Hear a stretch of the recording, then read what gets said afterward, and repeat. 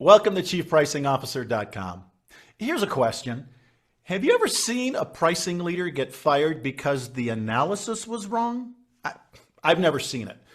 Pricers, given their hardwired attention to detail, are about getting the analysis precise and defensively correct. Now, what I have seen is brilliant pricing leaders torpedo their own careers by delivering hard truths so bluntly that they lost the room before the presentation ever ended.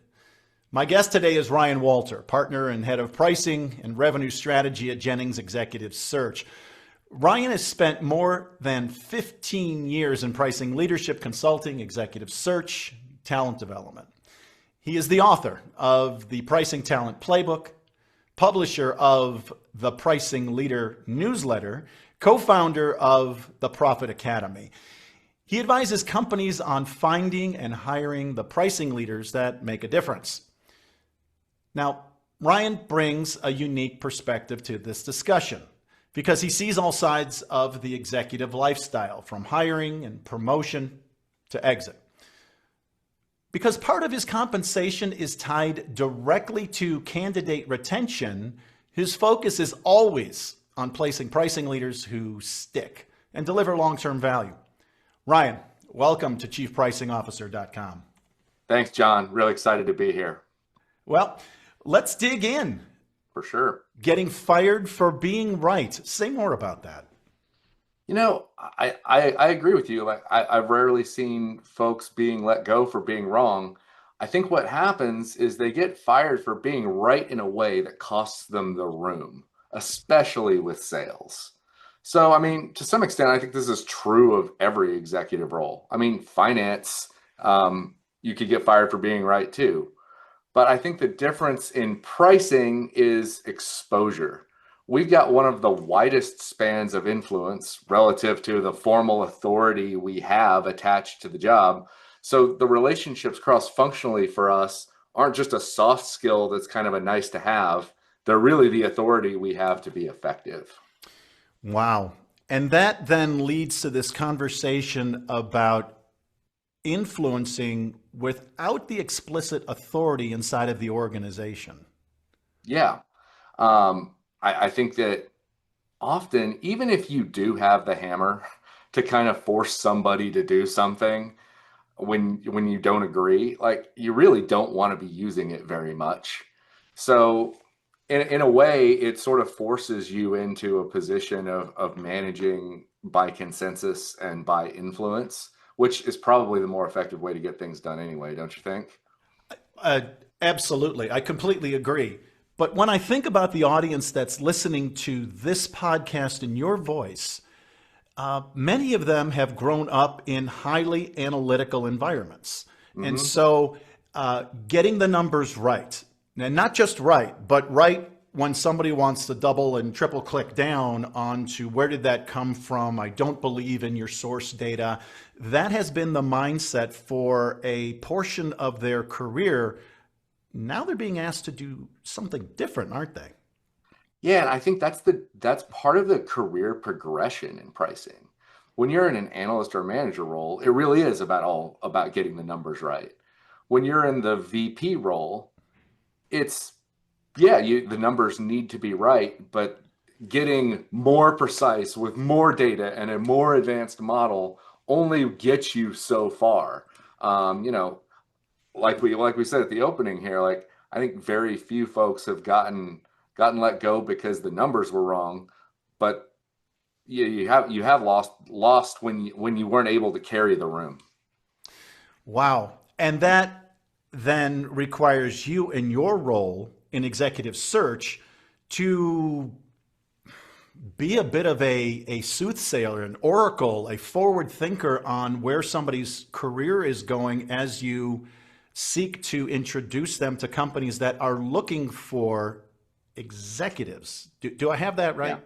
Yeah, you know, one of the things that we do that I think the audience might find interesting, as we fill a lot of senior leadership roles for pricing in private equity backed companies that are going to undergo a transformation.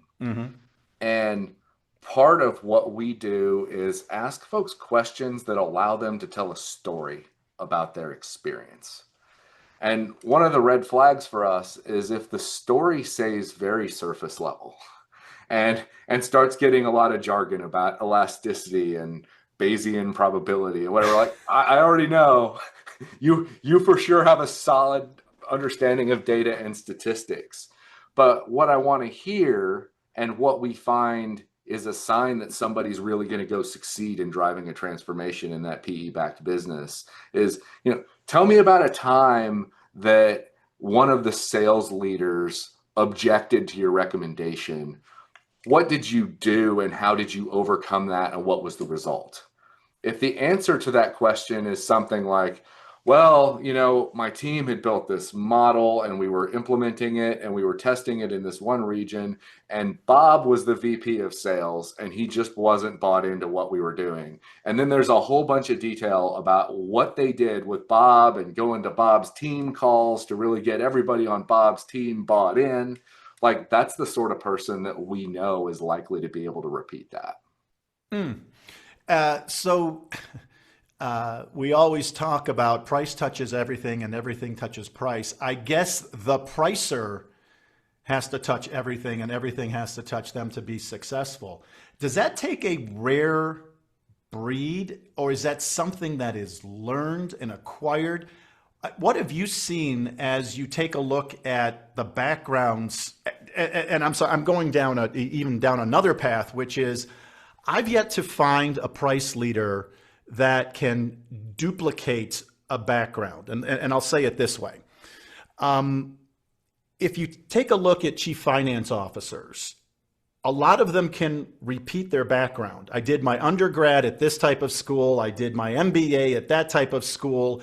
I developed my career throughout this financing organization. My specialty was X, and then I arrived in the CFO suite ultimately.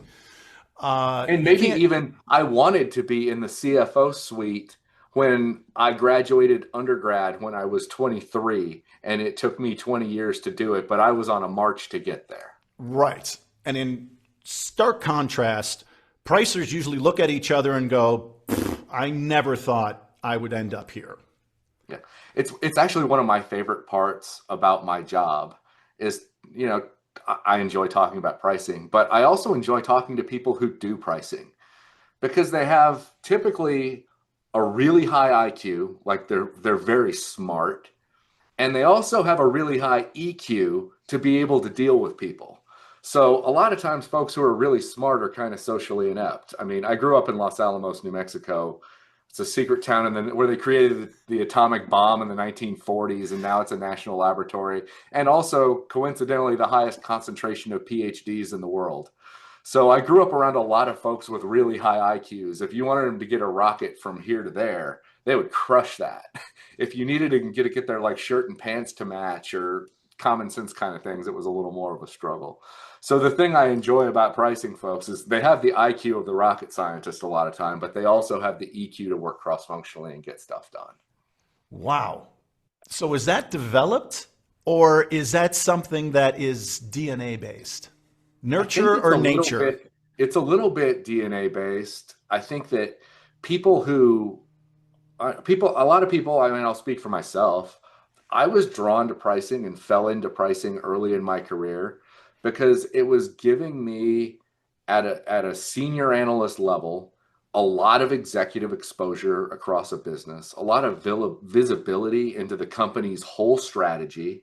I was the person who knew enough about writing code that I could talk to IT, but I could sit on the business side of the business side of the fence and be the translator. So I was getting all of this cross-functional exposure and at a leadership level very early in my career, and I liked that.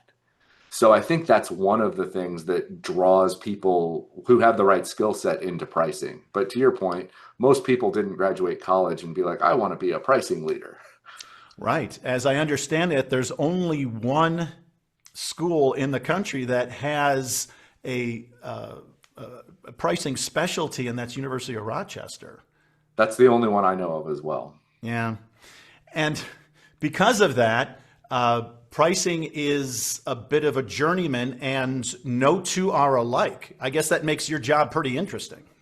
Yeah, I mean, it does. And it's everybody, I'm always interested to see, how did you get into pricing? And it's people come to it from so many different perspectives, but the kind of characteristics that make people really good at it are pretty consistent.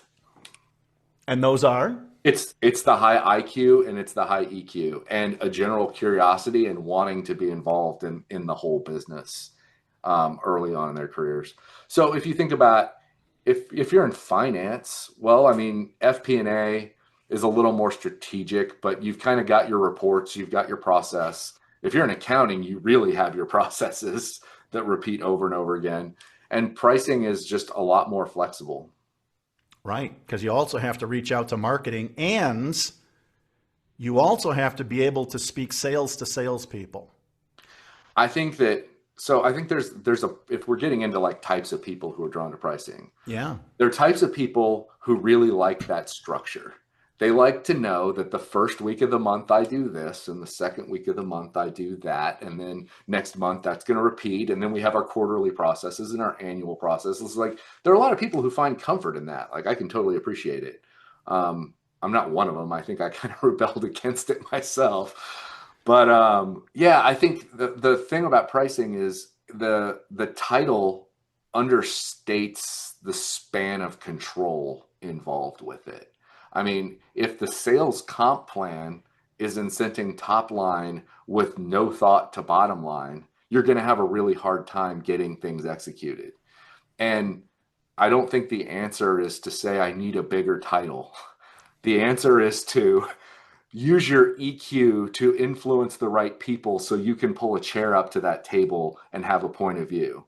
And the people who are really successful are really good at getting a chair at all these different tables where they don't really have a title that necessarily gives them a spot. So let's get specific then. Are good price leaders those who have actually done all of these things, or do you see them when you say EQ, they're able to at least empathize and relate to all of the pieces that are there as this connective tissue? I think it's there's not one answer there. Some Okay. people have varied experiences and have done different things. Other people have gotten involved in doing a bunch of different things through being the pricing person. I mean, I can speak in my career because the pricing team is the one that has the data from across all the systems and all the entire business. A lot of times your analytics group and your pricing function can sort of evolve to become enterprise analytics for the entire company, and you start seeing things. Members of my team, after we got pricing stabilized, we started working on supply chain optimization because the supply chain team didn't have a great analytics wing to it. We started optimizing processes for close, for FP&A, for reporting. So I got put in charge of a credit card fee initiative once, like surcharging, which Right. is, you know, what I learned way more complicated than one would think it is. But the pricing leaders who do well because they're good at, using their EQ to get a chair at the table, a lot of times you get kind of special projects landing on your plate and you just get exposure to a lot of things that you wouldn't if you were sitting in a different chair. Wow. I have been doing some research and trying to find the right sentence, phrase, headline. One of the headlines that popped up in the research is that pricing may have outgrown its own name, mostly because of the point that you just made, which is if pricing is the tip of the spear, then it expands very quickly into things like marketing, logistics, supply chain, um, geopolitical concerns like the Mhm. price of oil and tariffs. And it takes on a number of different roles as long as we're starting with what is the kernel of how this organization makes money. Let me get your reaction to that. Yeah, I mean, I think that those things are all true. One thing that's been on my mind lately has been the intersection of price and brand. You mentioned marketing a couple times. Yes. I think a lot of times marketing ends up not getting integrated into some of the financial decisions. They sit between finance and sales, and if there's a pricing team, the pricing person's getting involved in that. But the thing that allows you to have pricing power in the market is your brand. And when your market competitive position is not aligned with your brand perception, or those two things are going in opposite directions, it causes all sorts of tension. And the pricing person is the one who can really be pulling all that together and helping to elevate and make connections between teams across a business. Wow. How have you seen that work? In terms of marketing and pricing power and brand, Right. How does somebody with such deep analytical skills or the ability to pull together some deep analytical skills now start to place value on the brand? Or is it something that's a bit more subjective that says, I see these pricing programs starting to depart from our brand promise? How does that work? well, think of it in terms of we have spent a lot of effort with our marketing group to position our brand as a premium brand, Mm-hmm. and then say they're not getting but the brand people are just they're looking at brand KPIs. How well penetrated is our brand? We did market research. What's the perception of our brand? But then somebody overbuys inventory and finance wants to start doing a bunch of promotions because you need to get through the inventory. Like, we have a business problem and we have money tied up in inventory and we need our money out of our inventory. So you start doing all these promotions. Right. Well, now we have a brand that we've tried to say is really premium, and this part of our organization has invested a ton of money in premiumizing our brand. And we're putting all these discounts into the market, and we're telling our customers that we're not a premium brand. So There, pricing is pulling. I mean, this was an example of how pricing is really touching everything in the company. Right. So it's identity. There is a corporate identity or company identity that says this is who we are in the marketplace.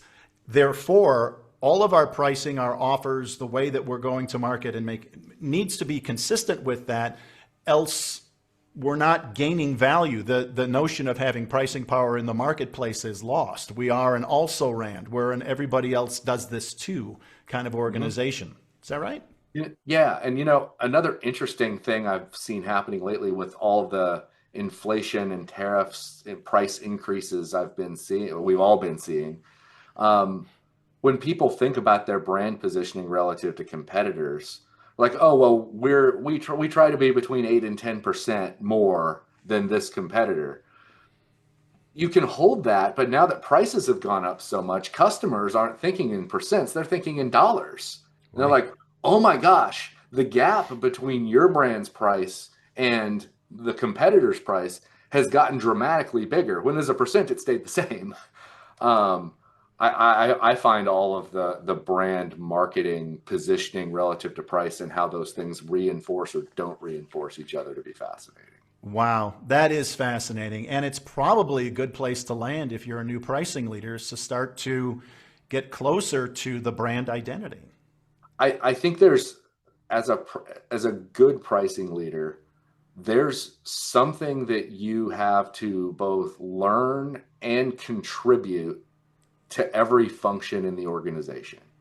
I mean, you should be working with HR. You should have a great relationship with HR on comp plans and making sure that the comp plans are supporting a profitable pricing strategy. And Uh-huh. honestly, even that the leader of HR knows what that strategy is and why. Sometimes it's just a matter of explaining and enlightening and partnering with folks. You should have a great, I mean, typically you wouldn't, deal with legal a whole lot, but as we all know, there's all sorts of legal stuff that can go on with pricing, and you don't want to be finding out about it when it comes and finds you. So figuring out ways to partner with legal on rebate agreements and contracts and also just general pricing law kind of stuff. You wouldn't typically think, oh yeah, pricing touches legal, pricing totally touches legal. It's really every department in the business. Absolutely. And it's funny that you land on those two because those two are the most frequent subjects that I'm coming up with in the work that I'm doing with my clients. Mm-hmm.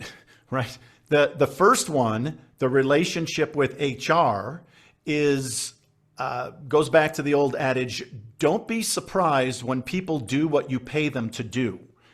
And if you've got a Mm-hmm. sales organization that is revenue only, don't be disappointed if the margins aren't making any sense because, yes, every dollar is a good dollar. And at the same time, the notion of legal, I've been doing a number of projects recently that have to do with what I'll call contract monetization, which is why aren't we collecting for all the terms and conditions that we took so much time negotiating over during our contracting?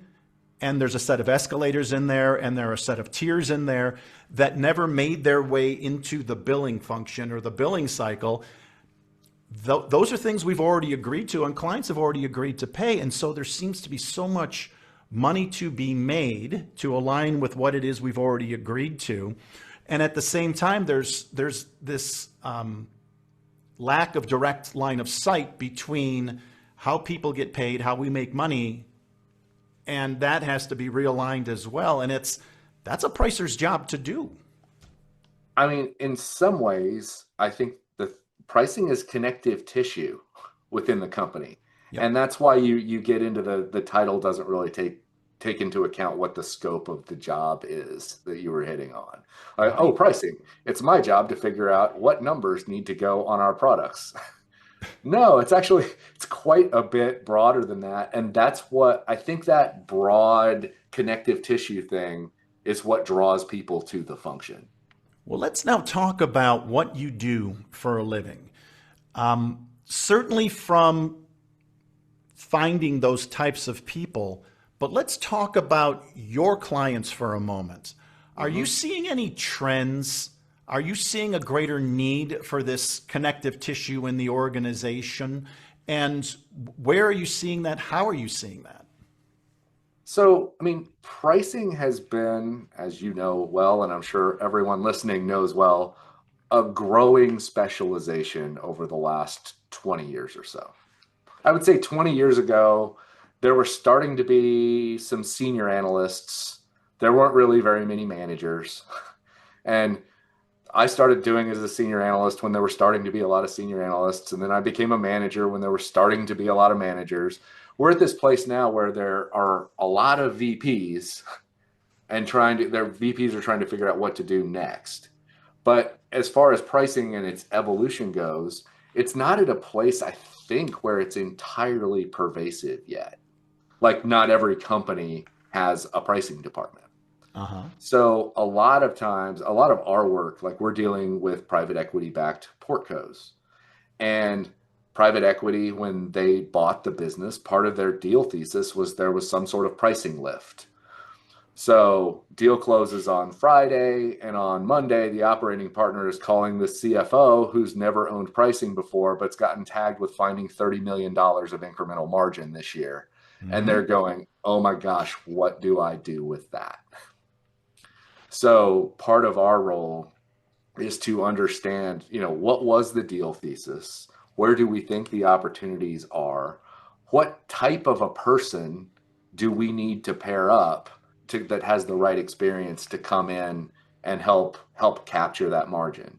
And there's so many different paths to doing that transformation. Sometimes it's with third party external consultants that are going to help energize and help speed things up, and this person needs to help coordinate and work with the consultants. Sometimes the consultants have already been hired and the person is coming in to take the handoff of that work, and they're going to need to figure it all out. But your path, whether you're using third-party software or third-party consultants or not, is going to drive what kind of team you also need to build too. So I like to think of what we do as really understanding the business, understanding the strategy, and then helping to shape the box of what type of person do we need to find to to help this company succeed. I don't know if that answers your question. It does, because if I'm hearing it correctly, there's a variety of middle market companies or PE portcos. I'm going to put them into the same basket Yeah. here that are at a transition point.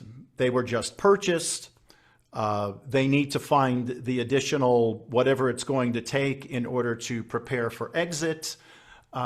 Or in the case of a company that is passing through $100 million or $200 million and asking themselves, we've really never paid attention to this, and now it's going beyond somebody who actually is calculating something to someone who thinks strategically about what our place is in the market and how we position ourselves.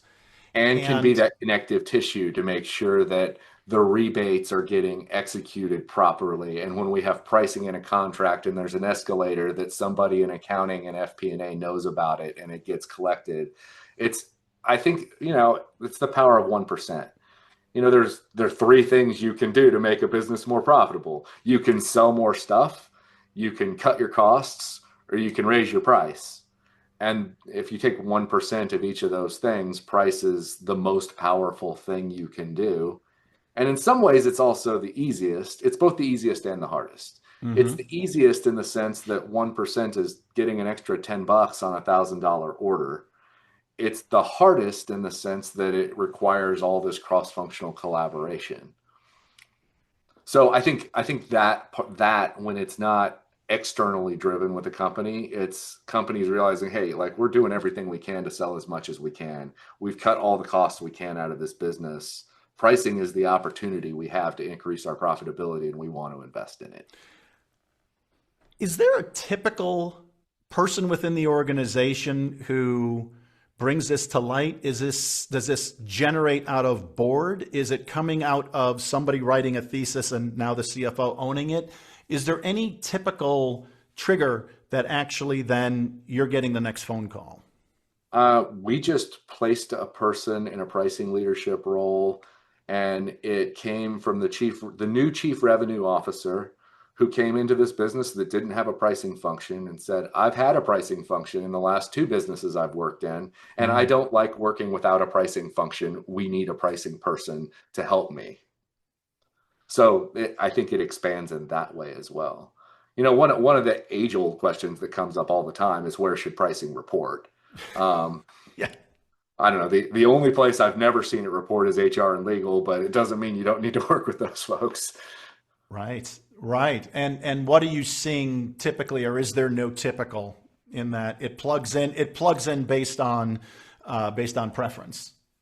I think what ends up actually happening most of the time is because it could report into a bunch of different functions and you could easily make a case for it, companies will look at the people in the seats and say, this person on our leadership team is going to be the best steward of pricing because of their background.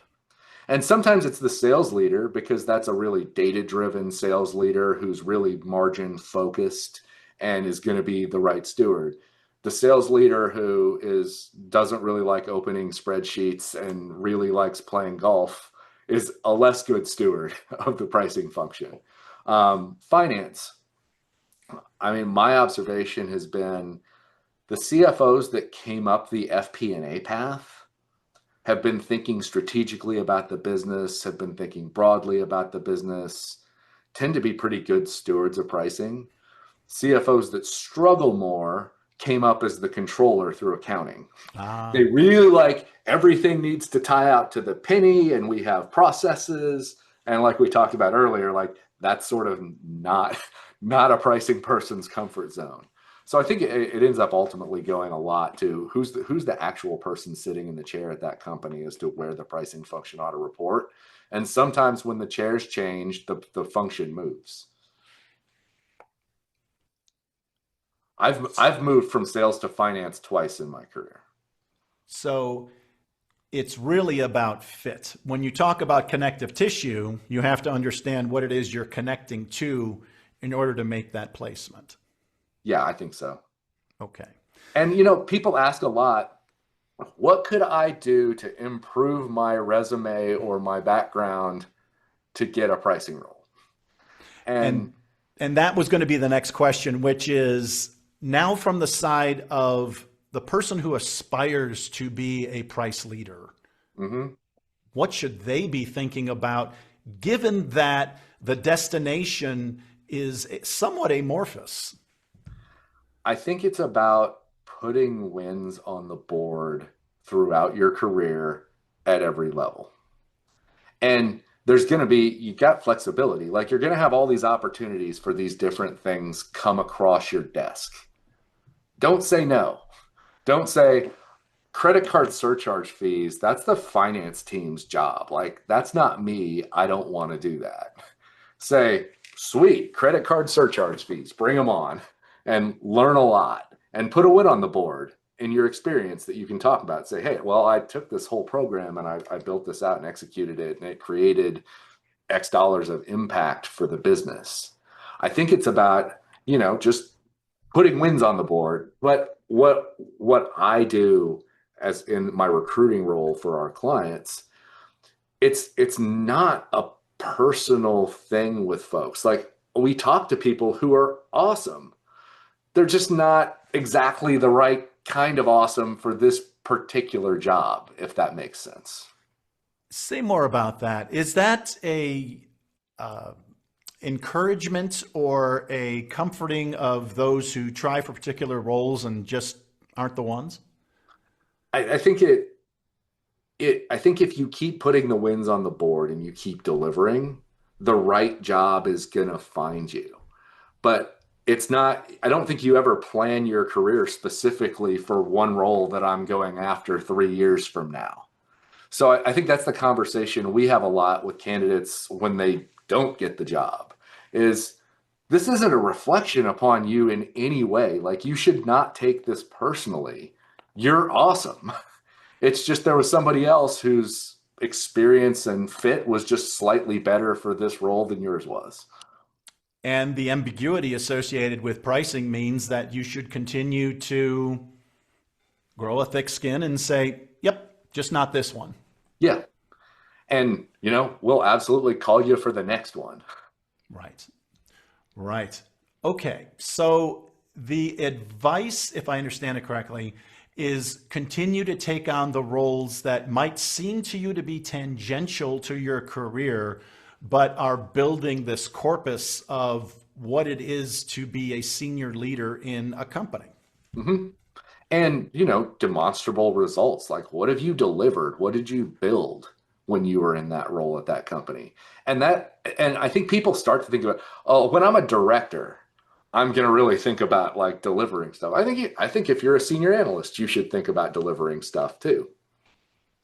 Right. And so there is a storytelling component to this as well, which is when you get to the end of either a role or a project, you should be able to tell a story, beginning, middle, and end, and outcome for what happened, what your role was in it, how it turned out. And quite frankly, I've seen a lot of great failure stories that are more compelling than the great triumph stories. For sure. And I'd also say, I think it's maybe a characteristic of good pricing people is even when you're a senior analyst, you're not kind of sitting back waiting for your boss to give you stuff to do. Like you're knocking out the stuff that your boss gives you, but you're kind of proactively looking for opportunities to contribute because you're getting all this exposure all over the place. You should be coming back to your boss and saying, I was talking to somebody over in the fuels group yesterday, and they're doing this really cool thing that I think might apply to this other category. Is that something we should explore? Like, I think that curiosity and looking for projects and looking for ways to contribute is a general characteristic of great pricing folks. Wow, that is a great insight. Because when you are in the business of price touches everything, but and everything touches price, you're also in the business of understanding which ones actually are sending signals about what it is you can go do. Hmm. You should be seeing opportunities all the time. Absolutely. One more thing. Let me piggyback on what you just said. because I have found that great price transformations don't start with 3-year roadmaps. Hmm. Great price transformations start with a good idea that, if scaled, will work for the benefit of all. Hmm. And it's about finding those good ideas, being able to then develop them so that you're measuring, tracking, and proving to a larger audience that they work, and then being able to scale them. And so, in my experience, what you described, someone who has this constant curiosity of what's happening everywhere, and then being able to take that and exploit it, really makes for a good pricer, because that's the only way pricing catches on. You don't have the authority to say, I'm waving a magic wand, everybody's going to do it. It's got to be something that's more viral. And your ability to find that opportunity that will become viral will ultimately make the organization successful. And so if that's the thing, and I think a strong argument can be made, that's the thing, that's why you see pricing people coming from everywhere. Amen to that. I, and then ultimately you have to be telling a good story about yourself, because all of it fits in. Even to your point, even though it may seem like a very minor piece of the business, the ability to take that minor piece of the business that seems ultimately tangential and make it relevant and impactful, that's what makes you a good pricer. Hmm. Wow. What other trends are you seeing in the marketplace right now that we should be paying attention to, especially given the fact that you're working with companies that are required to move fast? Yeah. Um, I mean, we can talk about AI. It's hard to have a conversation without talking about AI right now. I think that's an ongoing trend that everybody is spending a lot of time thinking through. And how is that going to impact how I build my team and what I do day to day? And that technology is evolving so quickly. I do think it's actually impacting the day-to-day work of folks, and it's scaling what they're able to do. And I think for early career people, it's enabling them to spend more time networking, talking to people, thinking about strategy, and less time jockeying numbers around in spreadsheets. But what we're seeing as a trend is that people, when they're asking about AI, and this is true for managers and it's true for VPs, they're not looking for somebody with deep technical skill in it necessarily, but they're testing for curiosity. Is this something you're actively experimenting with and trying to figure out how to use to make you or your team more effective? Are you actively involved with it and thinking about it? So if I were giving folks advice, if you're not actively figuring out how to try to leverage AI to make you more efficient in your job, I would recommend you be experimenting and staying on top of it. A great insight. Could it be characterized that AI is the room full of analysts that you just can't, you previously couldn't afford to have? I mean, we may get to a place where instead of placing you a pricing, 3 pricing people, I'm gonna place you a pricing manager and 2 agents. um, I think it's gonna allow people to scale. It's gonna allow people to. It's kind of like with data visualization. When we went through the early days of data visualization dashboarding tools, come on. The thing that those tools excelled at was you rarely get to an action by asking one question. And if you see a two-dimensional report on a piece of paper, you're going to be like, that's interesting. Why is that region underperforming to budget? And Mhm. then all you found out from that piece of paper was that that region was underperforming to budget. And you knew how hard it was going to be to figure out which products and which customers and which salespeople and by how much, which is where you have to get to actually go do anything about it. So people just didn't ask. And then the data visualization tools came along. And I think the power of those tools, when those dashboards are well designed, is you can ask the series of 2, 3, 4 questions to get to an action quickly and easily. So it empowered people to ask a series of questions they wouldn't have asked otherwise and take actions they wouldn't have otherwise been able to take. I think AI might be taking that to the next level. That there are questions that I wouldn't even really occur to me to ask that question because I know how much work and how hard it would be to answer it. That now, hey, if I've got everything like pretty well organized and marked down files and all of that sort of thing, data API'd into a project, skills, those kind of things, well, I can start to ask a lot of questions. And I can also empower my entire sales organization to ask a lot of questions that they were never going to ask before. And in a way that, well, all I have to do now is just type in a question and I get an answer. Where using filters and clicking around in a dashboard, even though it was a lot easier than using a spreadsheet, was still harder than a branch manager might want to work on a Tuesday afternoon. Right. And so we get back to this notion of the constant curiosity. AI is going to help us satisfy a lot of that curiosity. And it's also going to, I hope, point out where it doesn't know enough to know. Well, here's another thing. Like, you can't be just, I think if you try to use AI, at least right now, I mean, 6 months from now, I may be completely out of date with this statement, but if you don't have domain expertise, it'll make you look really dumb. When you do have domain expertise, it's makes you exponentially more powerful. And so that is the tipping point. Do you really know what you are talking about? Because I can send an analyst to analyze things that is 20% of the problem. The 80% of the problem, if you've got no domain expertise, you're focusing on something that really, to a certain extent, doesn't matter. You don't know how to ask the right questions. Right. And you don't know how to push back when it'll come back very confidently with nonsense. And you have to be able to recognize the nonsense behind the confidence the way it stated it. Wow. And right now we have machines that we are relying on who come back with an almost arrogant sense of what it is they know, even though they don't know it. It's always helpful for me to remember that those LLMs, they seem like you're having a conversation. At their core, they're probabilistic models. They come up with a word and a next word, and then they're doing a bunch of math to try to figure out the next word to put. Like, at their core, that's how they work.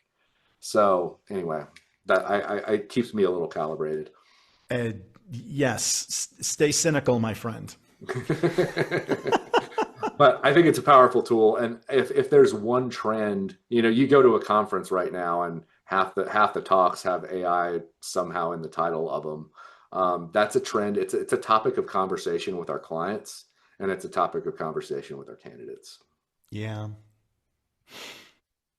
So Ryan, is there something in particular that you would like to send to this audience, message that you would like to send to this audience, to give them greater hope, greater insights, and direction toward what good looks like, toward the vision of tomorrow?